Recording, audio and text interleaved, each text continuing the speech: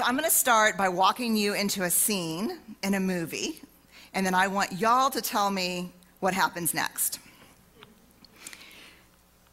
Okay, here's my black. Christmas Eve. Beautiful night, light snowfall. Young family of 4 in the car on the way to Grandma's house for dinner. They're listening to the radio station, the one that starts playing the Christmas music like right at Halloween. Jingle Bells comes on, the kids in the back seat go crazy. Everyone breaks into song.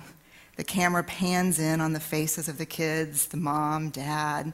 What happens next? Car crash. 60% of people say car crash. 60%. Another 10 to 15% have equally fatalistic answers, but more creative. I have the camera cuts to the oncologist who is looking at the bad news that he's going to share the day after Christmas. They get to grandmother's house, everyone's dead, a serial killer's on the loose. And I had one dude who worked in a shark attack. I did.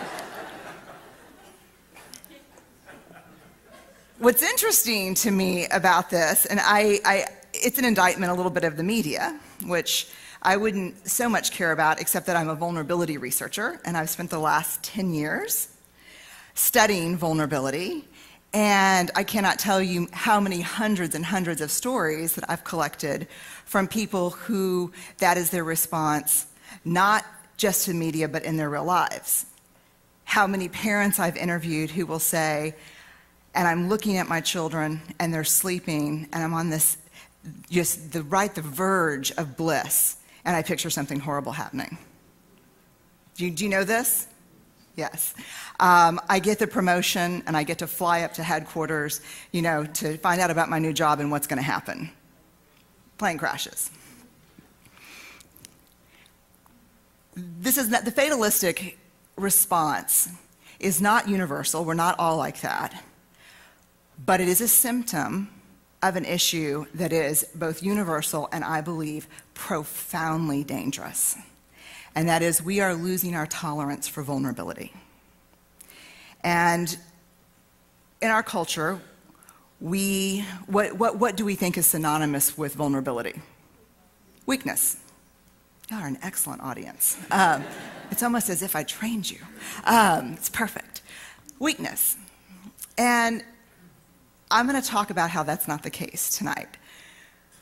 Vulnerability is absolutely at the core of fear and anxiety and shame and very difficult emotions that we all experience. But vulnerability is also the birthplace of joy, of love, of belonging, of creativity, of faith. And so it becomes very problematic when, as a culture, we lose our capacity to be vulnerable. So this kind of fatalistic car crash is a symptom. I refer to it as foreboding joy. One of the symptoms that we're losing our capacity for vulnerability is that joy actually becomes foreboding. Something good happens, or we're looking at someone we love, or we're thinking about something we care about, and then we become compelled to beat vulnerability to the punch. Other symptoms: disappointment as a lifestyle. It is much easier to live disappointed than it is to feel disappointment. And so this is the person in the after-school movie that, I don't want to play your stupid game because it's dumb and boring, and because really maybe nobody will ask me. We sidestep getting excited about something because we're not sure it's actually going to happen. Low-grade disconnection is another symptom of vulnerability avoidance. We go through the motions. It's like low-grade fever. It may not kill us, but it keeps us pretty miserable. Perfection is one of I call it the 200-pound shield. How can anything go wrong if my life looks like an ad? I'm going to perform and please and make sure everything's perfect. And perfectionism has nothing to do with striving for excellence and healthy. It's nothing to do with healthy striving. People who I interview who are absolutely accomplished and people who strive for excellence are the biggest negotiators and compromisers that I've ever interviewed. Perfection is a tool to protect ourselves. Extremism. There's a very simple equation. Faith minus vulnerability equals extremism. Faith is the vulnerability that flows between the shores of certainty. Faith without vulnerability, spirituality is inherently vulnerable. It is believing in things we don't understand or really can't see.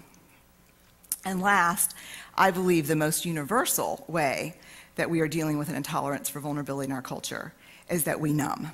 And I'll talk about this in a minute. Let's go to a bigger question, and that is, what is driving this intolerance for vulnerability in us? And I believe the answer is scarcity. We live in a culture that tells us that there is never enough, that we are not enough, that we are not good enough, that we are not safe enough, that we can never be certain enough, that we're not perfect enough. And maybe the one that we really don't talk about, that I think is perhaps the most dangerous, is that we are not extraordinary enough. In this world, somehow an ordinary life has become synonymous with a meaningless life. And so often we are missing what is truly important because we're on the quest for what is extraordinary. Not understanding that in our ordinary lives, in the ordinary moments of our lives, is really where we can find the most joy. One of the things that happens, I think, in our culture of scarcity is that we are constantly collecting images and messages and experiences. I think it's unconscious. I really don't think that we're aware of how many messages and images of scarcity that we collect every day. And I want to tell a story about something that happened about 6 months ago that I think really illustrates this. So I have to catch a flight to go do a talk somewhere, and my daughter's, I have a 5-year-old and an 11-year-old, and my daughter's really struggling with a school project. I am definitely in the scarcity mode. I shouldn't be going. I'm not a good enough mom. I can't balance all of this. I have to go to my bank, which is inside of a grocery store, which is, I don't know if that happens here, but in Texas, all the banks have moved inside the grocery stores. So I walk up to the grocery store, sliding glass doors, and there's a big Code Adam sticker, which if you don't know what that is, it's an incredibly important program, but it's a program that says this store and its employees are trained that when a child has gone missing or nabbed, everything in the store shuts down. So I look at that and I think, oh God, okay, just stay focused, Brene. No one's gonna nab your kids while you're away. I go and get my money, I get back in the car, I get on the freeway toward the airport, and I pass the Amber Alert. Keep driving, Brene, keep driving. About 2 miles past the Amber Alert, there's a sign that tells me that 39 people have been killed on that specific stretch of highway. And please wear my seatbelt. Then I get to the airport, and of course, I'm in line through security, getting naked, and I hear, the threat code has been moved to orange. And then I go through this thing that I'm like, oh my God, holy crap, is that a movement? Is it always orange? I was like, I'm gonna start writing it on my hand on a Sharpie, like, it's always orange. Okay, orange is not, hasn't gone bad. I'm like, what is it? Okay, so I'm like, orange. Okay, it's orange. I think it was orange yesterday. Maybe something's happened, and I was busy reading the Amber Alert, then trying to find the license plate. So I get to my gate, and I sit down, and they're like, do not leave unintended baggage, And I look down, and there's a bag. And I'm like, oh my God, wait, it's a diaper bag. And I know that mother is like 10 feet away chasing her kid, and I'm like, but I saw this on Law & Order. And I'm gonna board that plane, and then the next thing you're gonna hear is ching, ching, that Law & Order ching, ching, ching. And then we're blow up. So I get on the plane, and I'm really getting ready to start. I'm in kind of what you would call, I would say, an anxiety attack. So I'm having an anxiety attack, and the guy comes in, I'm flying in business class, and the guy comes in, he's sitting next to me. He turned out to be a supply chain manager consultant.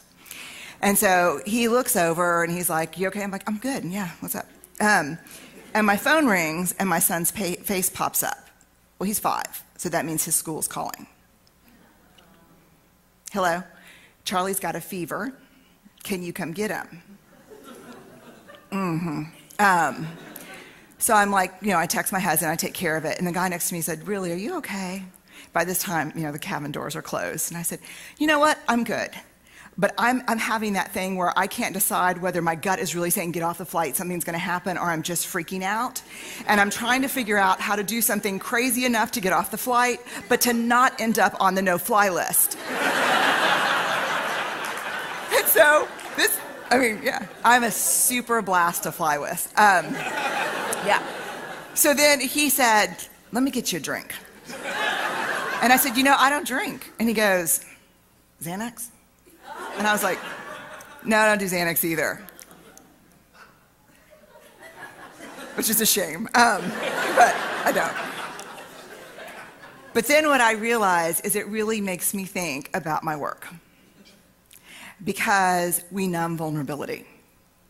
Now, had he said chips and queso, that would have been a completely different issue. Evidence of the numbing. We are the most addicted. We are the most medicated, obese, and in debt adult cohort in human history. We're numbing. And this doesn't even include busyness. I didn't even put the busy slide up. When they start having busy recovery meetings, they'll have to, busy 12-step meetings, they'll have to rent out football stadiums. Because we just stay so busy that the truth of our lives can't catch up. That's the plan. And so what are the consequences of numbing vulnerability? What are the consequences of trying to beat vulnerability to the punch? Here's the consequence to numbing that I've learned. And as a vulnerability researcher, I've spent the first 6 years of my research studying shame, empathy, and courage, and the last 4 years studying joy, authenticity, love, and belonging. And one of the things that I learned that was very startling for me personally and everyone I've ever met is that you cannot selectively numb emotion. When we numb the dark emotion, when we numb vulnerability and fear and shame of not being good enough, we by default numb joy. We cannot selectively just numb the dark emotions. We have interesting research around this. We have research that shows us in addiction studies that an intensely positive experience is as likely to trigger relapse as an intensely negative experience. Let me tell you, if vulnerability is a sharp edge, there may be nothing sharper than joy. To let yourself soften into loving someone, to caring about something passionately, that's vulnerable. So the question becomes, how do we embrace vulnerability? And here's what I learned from the research. We practice gratitude. We stop and be thankful for what we have. I've interviewed a lot of people who have been through many horrific things, from genocide to trauma. And when you ask them what they need, they will tell you, "I don't need your pity. I don't need your sympathy. When you look at your children, I need to know you're grateful.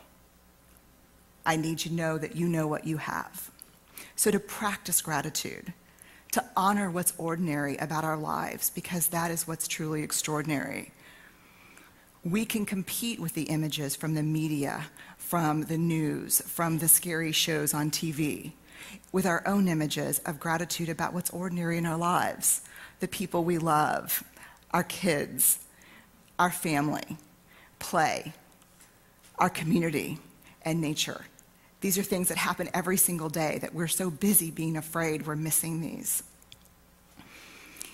So that's, I think, the biggest thing, is to be grateful for what we have, to honor what's ordinary. And last, I just want to say that, and I'm a parent and I'm a vulnerable person too, but I really believe, we want more guarantees. We want to believe we're not going to get hurt and that bad things are not going to happen, and they are. But there is a guarantee that no one talks about that, and that is that if we don't allow ourselves to experience joy and love, we will definitely miss out on filling our reservoir with what we need when those hard things happen. And so I'll end on the note that I'm grateful for your time tonight, and I'm grateful to be here. And I hope this is something that we can do together, because I believe in vulnerability we'll find what really gives purpose and meaning to our lives. Thank you.